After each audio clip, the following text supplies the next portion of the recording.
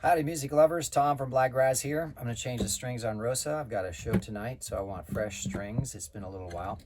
But I wanted to talk in this video about Spotify getting caught red-handed doing what they always say that no one's supposed to do, having fake bots. They're actually being sued now in court, and there's evidence that they have allowed to the tune of, I guess, billions of streams by big record companies to be allowed to be produced by robots.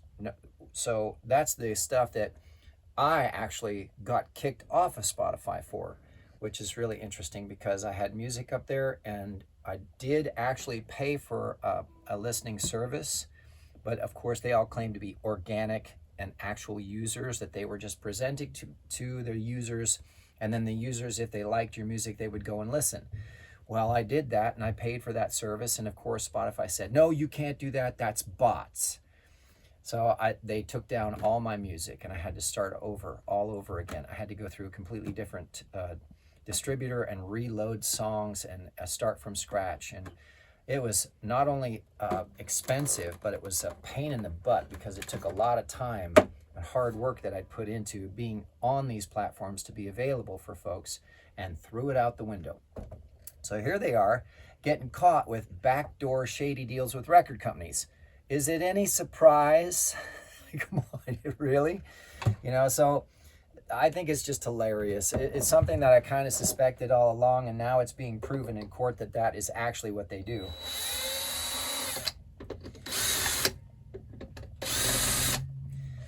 And so I guess, it just also proves the idea that you don't ever want to try and make a living off of Spotify or any streaming services streams, actually, because we saw a video, Martha actually found it, where a fellow was talking about you have to have 1 million streams to be able to just make minimum wage per month.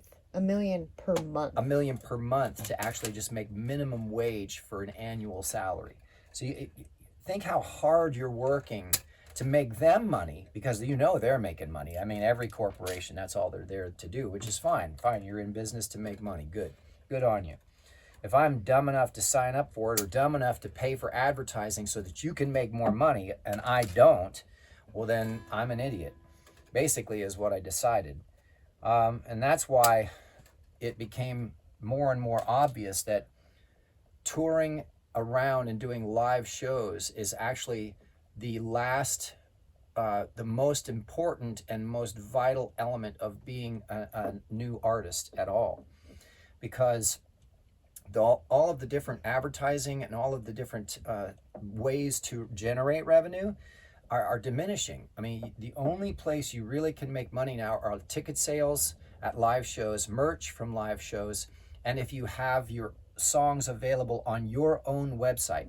And even there, some folks actually suggest that, well, if you're going to have them on your website, you should allow people to make a donation, so they can either download it for free or they can give you something, what they can afford for downloading your music.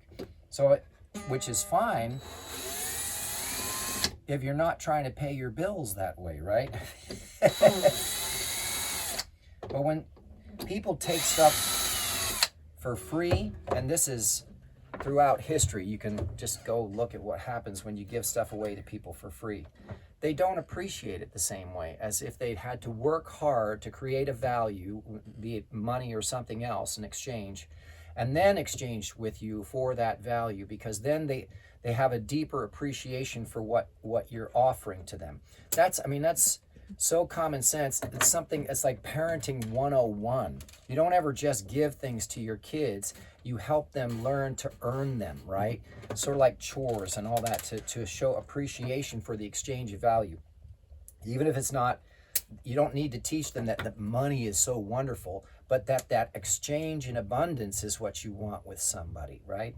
So anyway, I thought it's just interesting to see and give my opinion, which is obviously, everybody's got opinions. It's just like kind of a butthole. Nobody wants to hear them.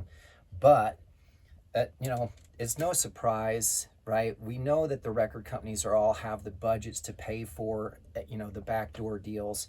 It's just like with book publishers too, you know, or even here's the thing, right?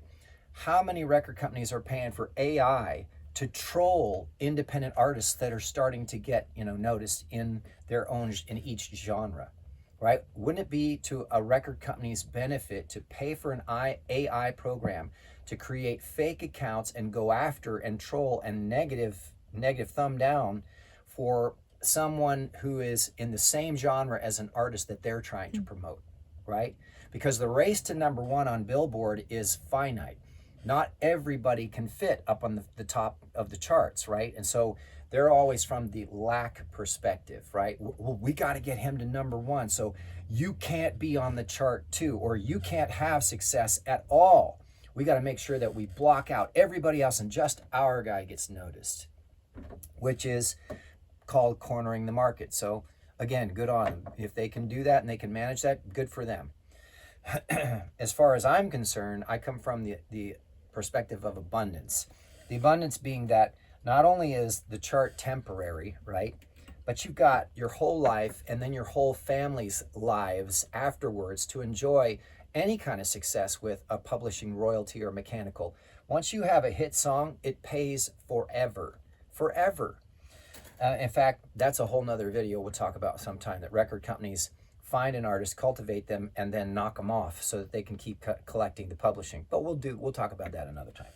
So there you go. There's my opinion on Spotify getting caught doing what they tell everybody else not to do.